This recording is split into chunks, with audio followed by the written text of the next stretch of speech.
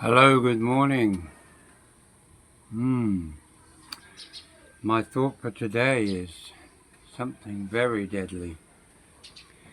The two most deadly things here in the Philippines for you and your relationships here in the Philippines with any Filipina.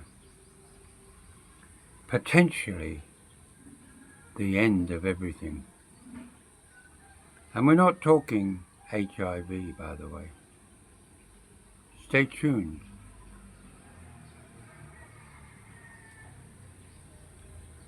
Well, as I said, the two most deadly things that can afflict you here in the Philippines are number one, gambling. Ah, gambling. Everybody gambles. Yeah, sure. Everybody gambles. But does your wife or your girlfriend gamble? Do you know if she does? Will she tell you if she's lost money? Will she tell you if she's made money? You know, if you take an average Filipino, you'll see them everywhere, sitting down having a drink with their friends or family. We have them in Nagilian, members of families that I know. Every day they go and sit there. No, they're not playing cards. They're playing games and other other things. Sometimes it's cards, but they're gambling for money. We're not talking large sums in yours or my term, but they can find themselves two, three, 5,000 in debt very easily by being a losing streak, and therefore do they want to tell you they've just lost 5,000 of your money? Because after all, you probably have given her allowance and she's been very frugal and bought what she needed and saved a bit for the gambling moment.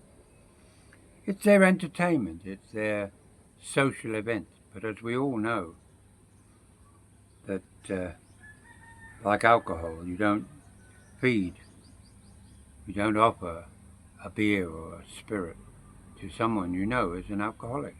Not unless you expect them to get drunk and get hooked on it again. When they're on the wagon, you certainly don't offer them anything. Will you be able to solve the problem?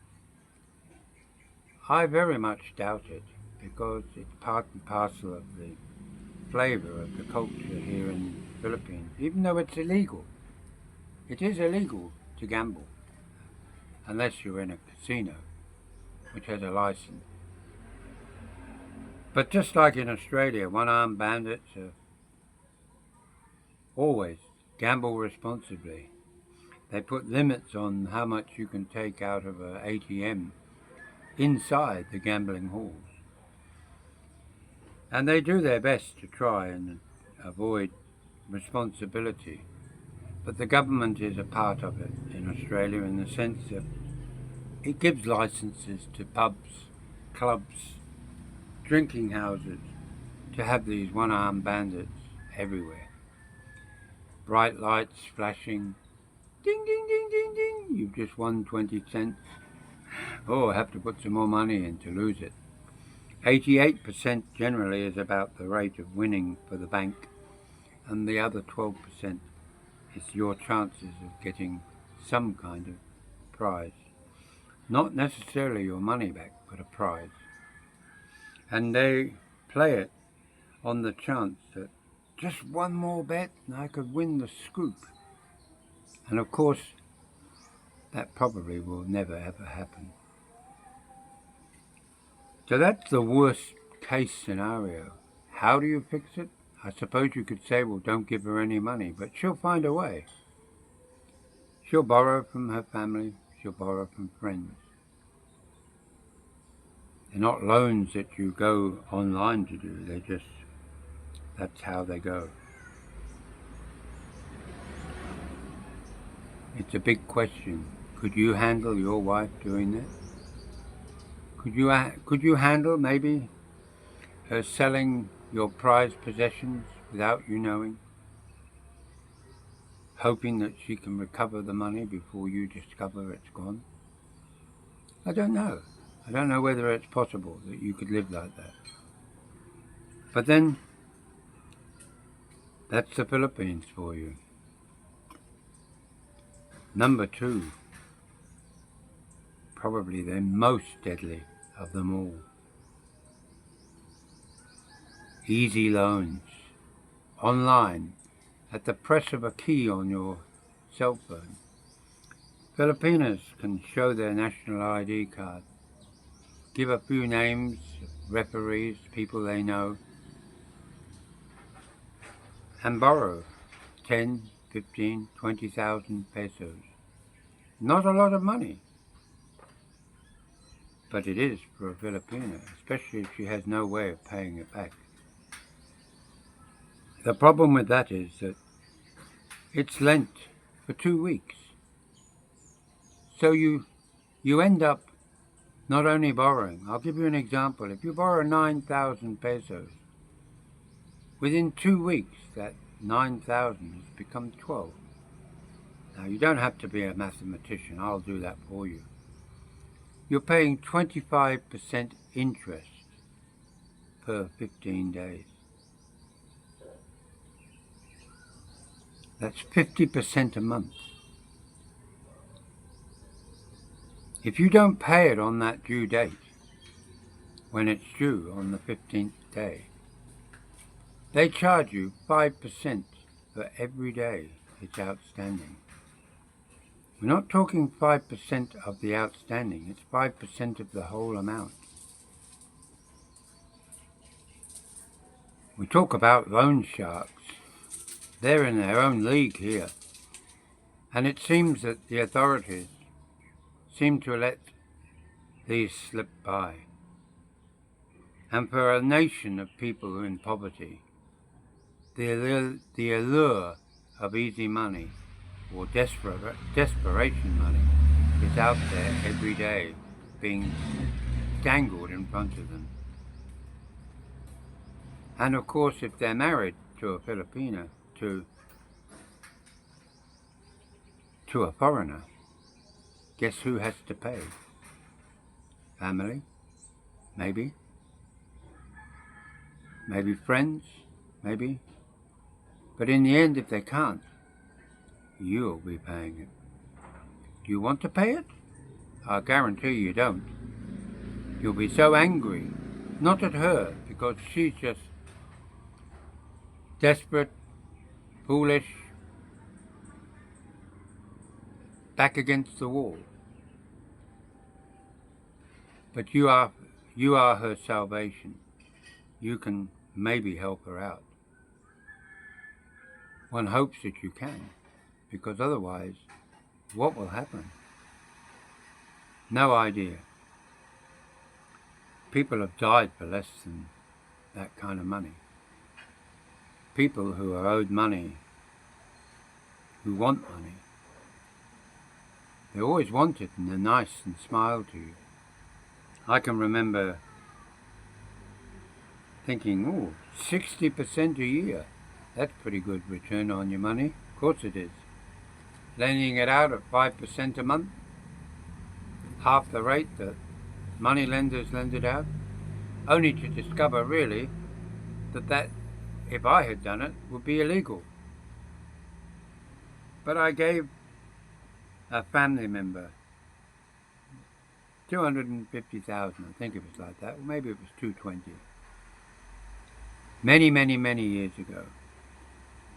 And we're maybe talking 5, 6 years ago now. Half of those people never paid it back. They're sure they signed promissory notes. Somewhere along the line, I'm sure we have the proof. But did they ever pay it back? No. Not even the interest. Half of them were honourable people and they did pay it back. But just imagine if we borrowed money and we needed to be repaid. Could we knock on their door and say, time now, 5 years has gone by, I think you can do it now. If you can't, go out and borrow the same amount that I've lent you and pay me back now. What do you come up against? Saving face. You don't feel like asking them because it makes you look as if you're poor. Sorry guys, it's one of those areas where you can't afford to let your Filipina get into. It's deadly. Deadly for you, deadly for everybody. Daughters, sons, get themselves into debt. You're the one that ends up paying to get them out of it. And they'll promise they'll never do it, and you just have to hope that they will learn their lesson. That's the best that you will come of it.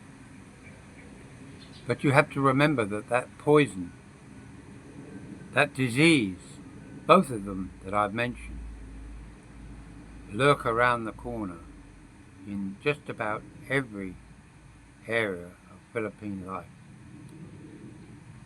Those that have learnt it the hard way maybe did it once and have realized that they can't continue to do it. But remember, desperation is around the corner for all Filipinos.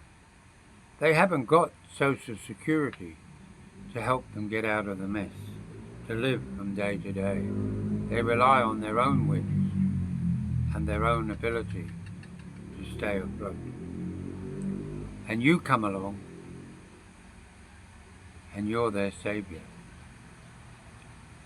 Are you willing to be that? Are you willing to teach them, to save them, and hopefully reset their mind thinking that to do such thing as loans? Never, ever let your woman borrow money online. Never. It's absolutely deadly. And in many ways it's more deadly than anything you will find here in the Philippines, except a bullet and HIV. Now that's my thought for today.